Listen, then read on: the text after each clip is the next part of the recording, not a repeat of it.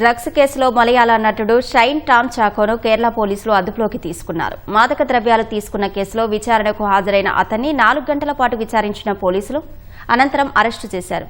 NDPS చట్టంలోని పలు సెక్షన్ల కింద చాకోపై కేసు నమోదు చేశామని తెలిపారు. అనంతరం చాకోకు స్టేషన్ బెయిల్ ఇచ్చి విడుదల చేశారు.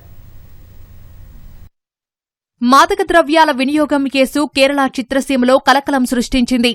ఈ నెల 16న కొచ్చిలోని ఓ హోటల్లో డ్రగ్స్ సేవిస్తున్నారనే సమాచారంతో పోలీసులు సోదాలు చేయడానికి వెళ్లగా అంతకుముందే మలయాళ నటుడు షైన్ టామ్ చాకో అక్కడ నుంచి పారిపోయాడు. ఆ సమయంలో 3వ అంతస్తులో ఉన్న చాకో కిటికీలోంచి 2వ అంతస్తులోకి దూకి పారిపోయినట్లు తెలిసింది. ఈ విషయం తెలుసుకున్న పోలీసులు త్రిశూర్లోని ఆయన నివాసానికి వెళ్లారు. అక్కడ ఆయన లేకపోవడంతో కుటుంబ సభ్యులకు నోటీసులు ఇచ్చారు. ఈ ఉదయం 10 గంటలకు ఎర్నాకుళం నార్త్ పోలీస్ స్టేషన్ కు రావాలని నోటీసుల్లో పేర్కొన్నారు. ఈ మేరకు చాకో తన న్యాయవాదులతో కలిసి ఎర్నాకుళం నార్త్ పోలీస్ స్టేషన్ కు వెళ్లగా పోలీసులు 4 గంటల పాటు విచారించి అదుపులోకి తీసుకున్నారు. ఎన్డీపీఎస్ చట్టంలోని సెక్షన్ 27, 29 కింద అతడిపై కేసులు నమోదు చేశామని పోలీసులు తెలిపారు. త్వరలోనే నటుడికి వైద్య పరీక్షలు నిర్వహించి తదుపరి ప్రక్రియ చేపట్టనున్నట్లు వెల్లడించారు. అనంతరం చాకోకు స్టేషన్ బెయిల్ ఇచ్చి విడుదల చేశారు.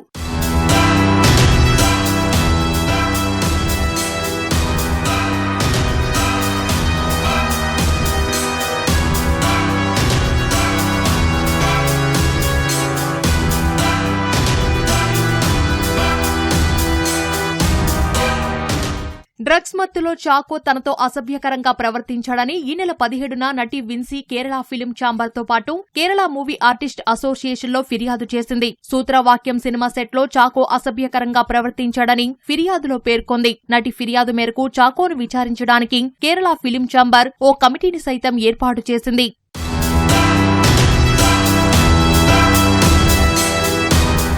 షైన్ టామ్ చాకో ఇటీవల పలు తెలుగు చిత్రాల్లోనూ నటించాడు. దసరా చిత్రం ద్వారా గుర్తింపు తెచ్చుకున్న చాకో తర్వాత దేవర, డాకు మహారాజ్ వంటి చిత్రాల్లో నటించాడు.